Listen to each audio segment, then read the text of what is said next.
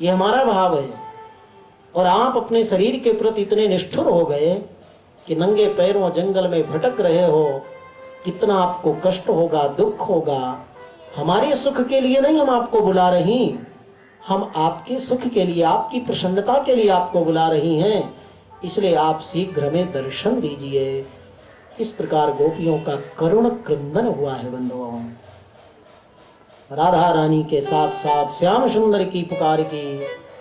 और कई बार तो कोई भक्त बोलता जिधर उधर ही गोपियां चल देती, तो राधा जी मिल गई इसलिए एकाग्र चित्त हो गई गोपियां। नहीं कोई कहता यमुना तट में है तो वहां दौड़ती जाती, कोई कहता गोकुल लौट गए वृंदावन से तो वहां दौड़ती जाती, कोई कहता चीर घाट में है तो वहां जाती गोपियां।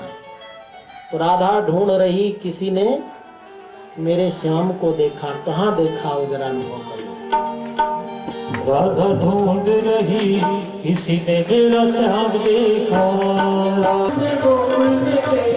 गैया चराते हुए तो राधा तेरा श्याम देखा, गैया चराते हुए तेरा श्याम देखा, गैया चराते हुए तो राधा तेरा श्याम देखा, गैया चराते हुए राधा तेरा श्याम देखा, श्याम देखा घन श्याम देखा, देखा घन श्याम देखा, श्याम देखा घन श्याम देखा, श्याम देखा घन श्याम देखा।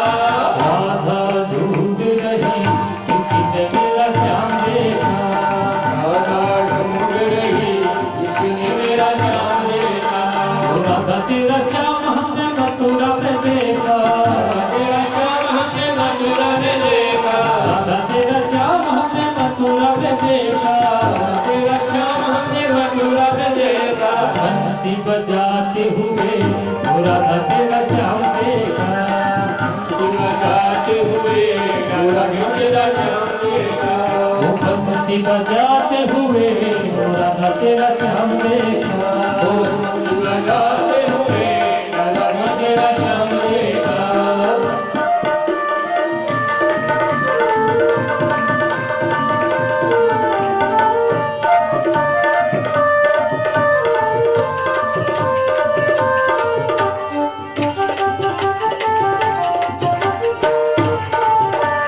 राधा तेरा श्याम हमने वृंदावन में देखा, राधा तेरा श्याम हमने वृंदावन में देखा, राधा तेरा श्याम हमने वृंदावन में देखा, राधा तेरा श्याम हमने वृंदावन में देखा, रास रचाते हुए राधा तेरा श्याम देखा, रास रचाते हुए राधा तेरा श्याम देखा, रास रचाते हुए राधा तेरा श्याम देखा, रास रचाते हुए राधा तेरा श्याम देखा, श्याम देखा घन श्याम देखा, श्याम देखा घन श्याम देखा, श्याम देखा घन श्याम देखा, श्याम देखा घन श्याम देखा।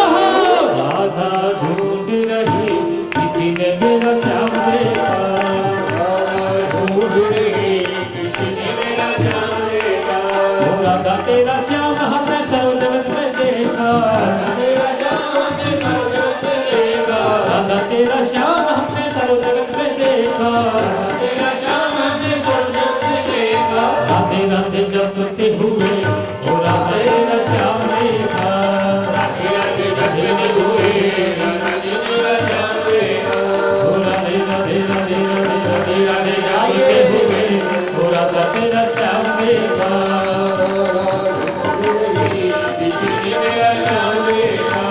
राधा तेरा श्याम हमने भागवत में देखा, राधा तेरा श्याम हमने भागवत में देखा, राधा तेरा श्याम हमने भागवत में देखा, राधा तेरा श्याम हमने भागवत में देखा, भागवत सुनाते हुए राधा तेरा श्याम देखा, भागवत सुनाते हुए राधा तेरा श्याम देखा, भक्तों में नाचते हुए राधा तेरा श्याम देखा, भक्तों में नाचते हुए राधा तेरा श्याम देखा, राधे रानी मिश्री को स्वाद है बिहारी, राधे रानी मिश्री को स्वाद है बिहारी, राधे रानी मिश्री को स्वाद है बिहारी, राधे रानी मिश्री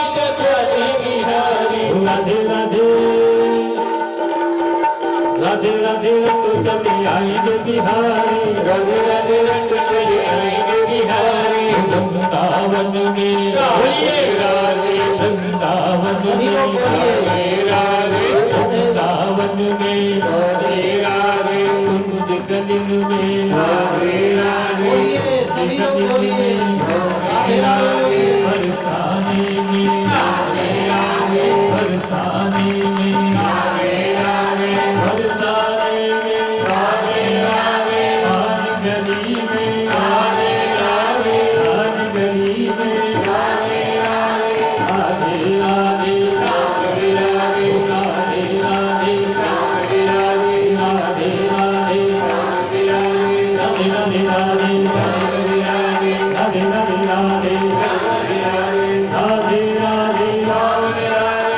राधे राधे, राधे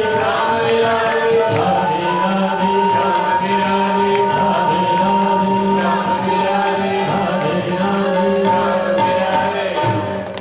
जय जय श्री राधे श्याम। गोपियों का जो आलाप, प्रलाप, विलाप, रुदन, वो केवल एक उद्देश्य के लिए, कृष्ण दर्शन लालसा, मन में केवल श्याम सुंदर कृष्ण के दर्शनों की प्रबल अभिलाषा है।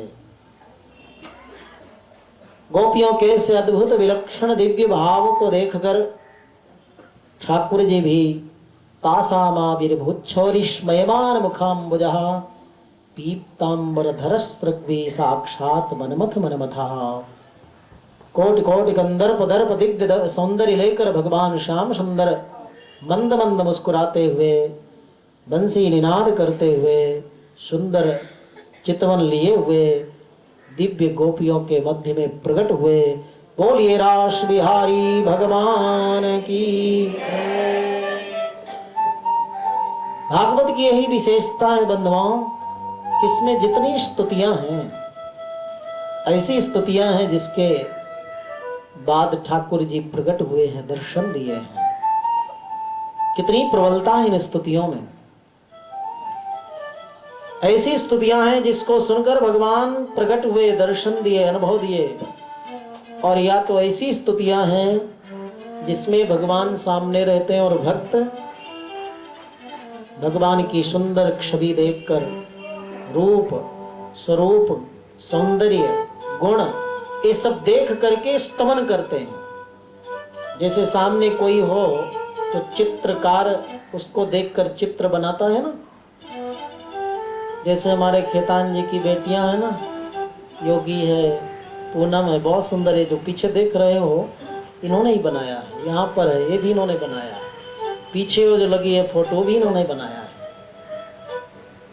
तो जैसे ठाकुर जी सामने विराजमान हो और उनको देखकर बढ़िया चित्र, कोई चित्रकार जैसे चित्र बनाता है, या तो ऐसी स्तुतियां हैं भागवत में कि ठाकुर जी सामने खड़े, उनके नेत्र कैसे, उनके कपोल कैसे, उनकी नासिका कैसे, उनकी लालाट कैसे, उनके केस कैसे, ऐसे सुंदर छवि देख करके ऐसी स्तुतियां भागवत में भक्तों ने निवेदन किया है। इसलिए महाभारत कथा कोई नहीं सुनता हो,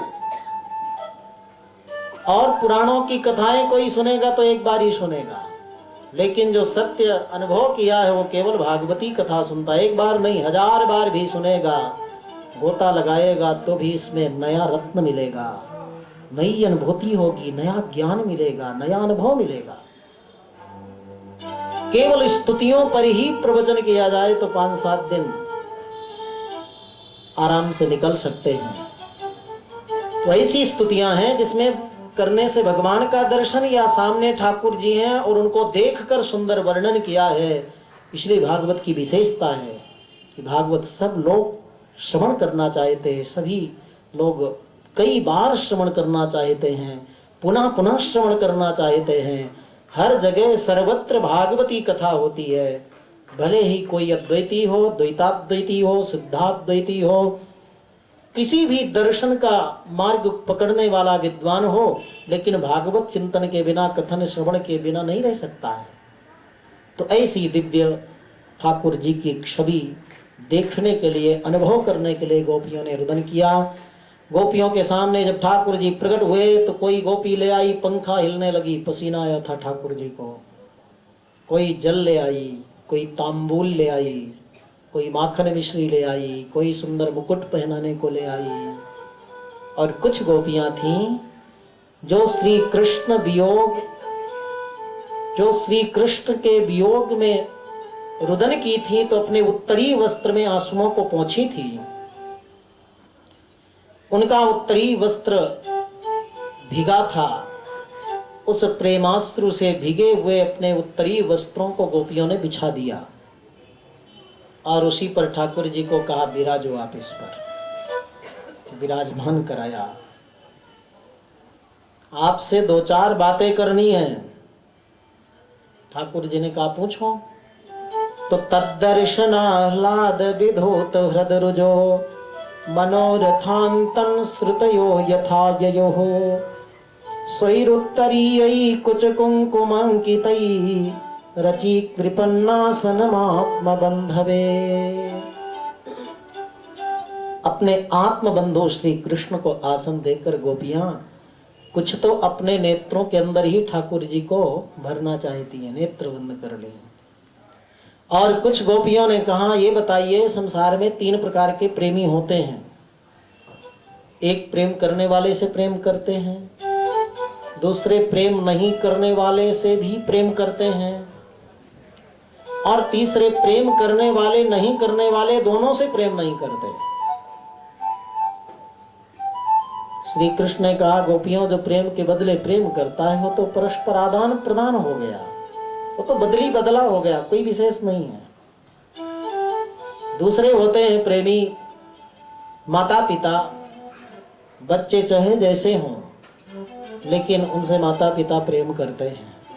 बचपन में शिशु कैसा हो वो अनुभव नहीं करता, ना उसके बदले कोई प्रेम दे सकता है, लेकिन फिर भी उस शिशु के प्रति माता पिता का प्रेम रहता है, उसका शुश्रूषा करते हैं, पालन करते हैं, सेवा करते हैं। और तीसरे प्रकार के प्रेमी वो हैं जो मैं हूं, आत्मा राम ह्याप्त कामा अकृतज्ञा गुरुद्रुहा। एक तो होते हैं जो आप्तकाम पूर्ण काम परम निष्काम हैं, ऐसा मैं हूं, आत्मा में रमण करता हूं। लेकिन जब कोई भक्त मेरी ओर आता है, मुझे बुलाता है, मुझे रिझाता है, मुझे रुलाता है, तो मैं निस्तरंग समुद्रवत रहते हुए भी उसके लिए मैं लीलाएं करता हूं। जैसे सरोवर के अंदर जल हो, स्थिर हो, और उस जल के अंदर एक इतना बड़ा टुकड़ा फेंक दो तो उसमें तरंगे उठने लगती हैं, वैसे आप्त काम पूर्ण काम परम निष्काम होता हुआ भी जब भक्त मुझे रिझाते हैं, मुझे पुकारते हैं, तो उनके लिए मैं भी प्रेम करता हूं, प्रीति करता हूं, लीला करता हूं, पीड़ा करता हूं। गोपियों ने 2-4 बातें की और कहीं ठाकुर जी अब तो आप हमें स्वीकार करो। बोले नहीं गोपियों, सब कुछ हो गया, अब अपने अपने घर को जाओ, इतनी परीक्षा कड़ी मत लो श्याम सुंदर। तब दूसरी गोपियों ने कहा ये बताइए, पति पत्नी थे, पति विदेश जाने लगा व्यापार के लिए, तो पत्नी बिचारी रोने लगी और कही आप जाएंगे तो मैं आपके बिना कैसे खाऊंगी, कैसे सोऊंगी। कई बार ऐसा होता है, कई बार तो ऐसा भी होता है कि देवियों के लिए ही देवताओं को भोजन बना के देना पड़ता है। हमें एक दिन तब मालूम पड़ा जब हमारे यहाँ आश्रम में हारमोनियम बजाते हैं ना, इनकी पत्नी आई हुई थी, रोने लगी और बोले महाराज आपके साथ है, चले जाते हैं तो मैं भूखी मर जाती हूँ। हमने सोचा शायद इनको खिलाकर खाती होंगी देवी जी। हमने कहा इनकी चिंता मत किया करो, ये भी जहाँ हमारे साथ रहते हैं, खाते पीते हैं। तो जानते हो उस देवी ने क्या कहा? बोले महाराज रोटी में बनाना जानती नहीं, यही बनाते हैं, खिलाते हैं, तब मैं खाती हूँ। तब मालूम पड़ा कि कई जगह ऐसा होता है। भगवान कृष्ण ने कहा हाँ गोपियों ठीक बात है, तो बोले उसने विदेश जाते समय पति ने कहा मेरी फोटो रख लेना, इसकी पूजा करना, इसको भोजन खिला देना, सुला देना, सो जाना। भगवान ने कहा ठीक है।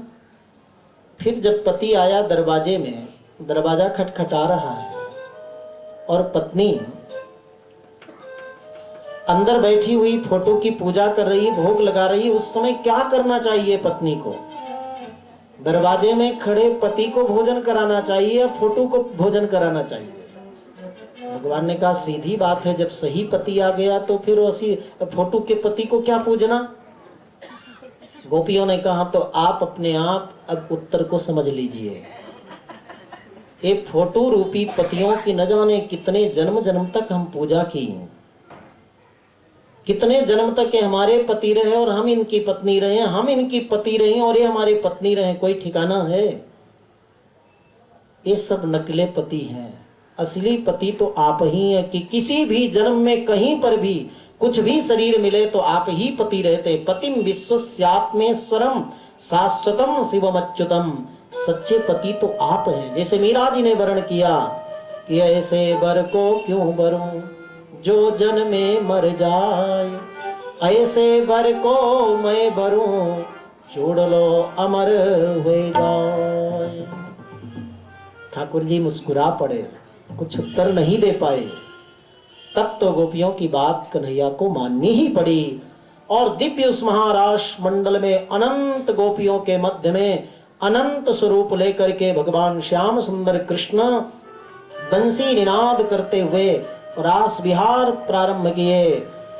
अंगना मंगना मंतरे माधवो माधवम माधवम चांतरेणांगना इत्थमाकल्पिते मंडले मध्यगा संजगौ वेणुना देवकी नंदना संजगौ वेणुना देवकी नंदना अंगना मंगना मंतरा माधवो माधवम माधवम चांतरेणांगना इत्थमाकल्पिते मंडले मध्यगा संजगौ वेणुना देवकी नंदना संजगौ वेणुना देवकी नंदना। अनेक दिव्य गोपियां हैं, गोपियों की यूथ है, उस यूथ की एक एक नायिका है। राधा रानी तो सबकी प्रधान है ही। कुंती गोपी के साथ 20,000 गोपियां हैं। यमुना पद्ममुखी गोपी के साथ 25-25 हजार गोपियां, पद्मा गोपी के साथ 14,000, गौरी के साथ 12,000, कमला के साथ 13,000, चंपा चंदना गोपी के साथ में 28,000, माधवी गोपी के साथ 20,000, चंद्रमुखी और ललिता सखी के साथ 22,000 गोपियां, चंद्रावली और विशाखा सखी के साथ 24,000 गोपियां। ऐसा यूथ है गोपियों का। एक तो अनंत रूप धारण किया ठाकुर जी ने और एक भाव ये भी है कि श्री कृष्ण अकेले हैं, गोपियां अनंत हैं, सबके बीच बड़ी तीव्र गति से ठाकुर जी पधार रहे हैं। गोपियों के घुंघरू की आवाज, वीणा की आवाज, करताल की आवाज, नगाड़ों की ध्वनि आकाश को गुंजायमान करने लगा। ठाकुर जी के इस महारास में पादन्यासैर भुज विधुत भी सस्मितैर भ्रो विलासैः भज्यन मध्यैश्चल कुचपटैः कुंडलैर गंडलोलैः। बहुत प्रकार से वर्णन किया है भागवत में बंधुओं। कल वेणु रवावस गोप बधो सतकोटि व्रता स्मर कोटि समा प्रतिभिचाभिमता सूर्यदो वसुदेव सुतान्न परम कलय वसुदेव सुतान्न परम कलय। ठाकुर जी के इस महारास में सबने परमानंद का अनुभव किया। जब ठाकुर जी थक जाते हैं तो चंपका नाम की गोपी आई, ठाकुर जी के मुखारविंद से पसीना पोंछने लगी। कोई गोपी आई, ठाकुर जी का कर कमल अपने हृदय पर पधरा लिया। इस प्रकार वो दिव्य महारास चला। उसी समय जब पार्वती जी तैयार हुई रास मंडल में जाने के लिए तो शिव जी ने पूछा, देवी कहाँ जा रही हो? बोले रास लीला में, हमें भी ले चलो। पार्वती जी ने कहा, आज तो केवल गोपियों का प्रवेश है, गोप का प्रवेश नहीं है, तो गोपी बनने में देर क्या लगती है। शिव जी गए, श्रृंगार का जो घर था, श्रृंगार कोठरी में गए और लहंगा जो नीचे पहनते हैं ऊपर ओढ़ लिया और ऊपर की चुनरी नीचे लपेट ली। कान का नाक में, नाक का कान में आभूषण पहन लिए। पैर का हाथ में, हाथ का पैर में, और कहा देखो गोपी बनने में क्या देर लगा, मैं गोपी बन गई ना, अब ले चलो साथ में। पार्वती जी ने कहा भरी सभा में नाक कटाओगे आप, ये उल्टा सुल्टा सब पहन कर आए हो, ऐसे गोपी बना जाता है?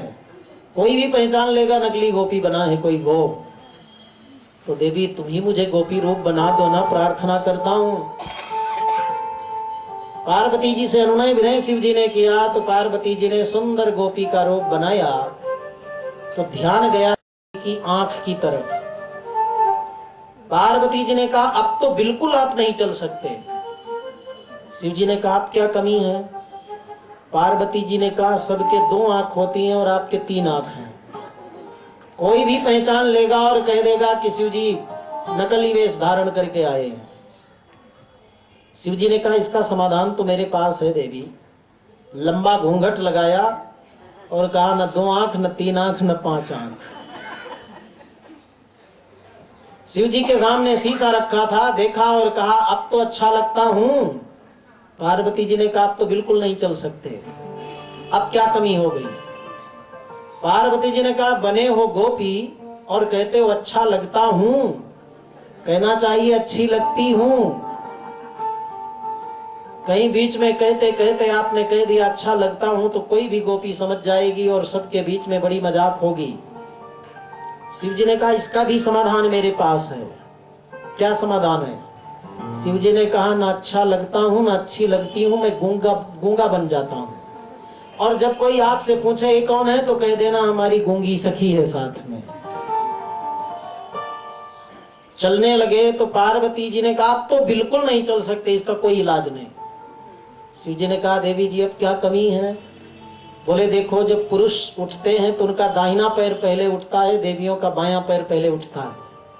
आप पुरुष हो, आपका दाहिना पैर पहले चल उठेगा, वहां सब पहचान जाएंगी गोपियां। शिव जी ने कहा देवी अब इसका तो इलाज कुछ तुम ही बताओ। शिव जी ने कहा इसका इलाज भी मेरे पास है, आप आगे आगे चलो, जो पैर आपका पहले उठेगा उसी को देखते देखते मैं भी अपना पैर उठाऊंगा।